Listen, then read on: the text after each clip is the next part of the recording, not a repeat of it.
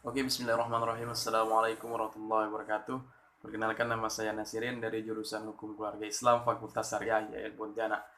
NIM 117724016. Oke, baiklah, di sini saya akan menjelaskan sedikit tentang tugas dan fungsi Mahkamah Konstitusi. Yang pertama adalah mengenai perkara ketatanegaraan atau perkara konstitusi tertentu dalam rangka menjaga konstitusi agar dilaksanakan secara bertanggung jawab sesuai dengan kehendak rakyat dan cita-cita demokrasi. Itu salah satu fungsi dan tugas Mahkamah Konstitusi. Fungsi tersebut dijalankan melalui wewenang yang dimiliki, yaitu memeriksa, mengadili, memutus perkara tertentu berdasarkan pertimbangan konstitusional.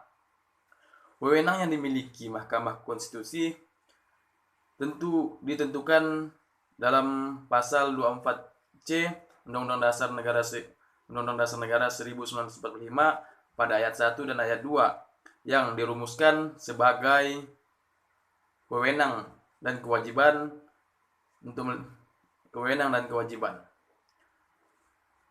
Wewenang tersebut meliputi yang pertama, wewenang Mahkamah Konstitusi meliputi yang pertama yaitu menguji undang-undang terhadap undang-undang dasar.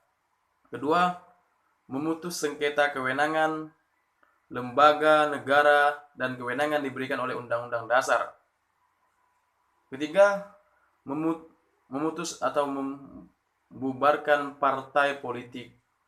Keempat, memutus perselisihan tentang hasil pemilihan umum. Sedangkan kewajiban Mahkamah Konstitusi adalah memberikan putusan atas pendapat DPR mengenai dugaan pelanggaran hukum yang dilakukan oleh Presiden dan Wakil Presiden menurut Undang-Undang Dasar Negara Republik Indonesia. Lanjut.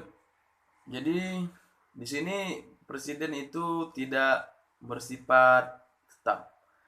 Mekanisme pemberhentian Presiden yaitu melalui yang pertama, usul pemberhentian Presiden dan Wakil Presiden dapat diajukan oleh Dewan Perwakilan Rakyat kepada Majelis Permusyawaratan Rakyat atau disebut dengan MPR. Hanya dengan terlebih dahulu mengajukan pemerintahan kepada Mahkamah Konstitusi untuk memeriksa, mengadili, dan memutus pendapat DPR bahwa Presiden dan Wakil Presiden telah melakukan pelanggaran hukum berupa pengkhianatan terhadap negara, korupsi, penyuapan, tindakan pidana berat lainnya, atau perbuatan tercela yang tidak sesuai dengan kehendak masyarakat, atau pendapat bahwa Presiden dan Wakil Presiden tidak memenuhi syarat sebagai Presiden dan Wakil Presiden. Pengajuan pemerintah DPR kepada Mahkamah hanya dapat dilakukan dengan dukungan sekurang-kurangnya 2/3 dari jumlah anggota DPR.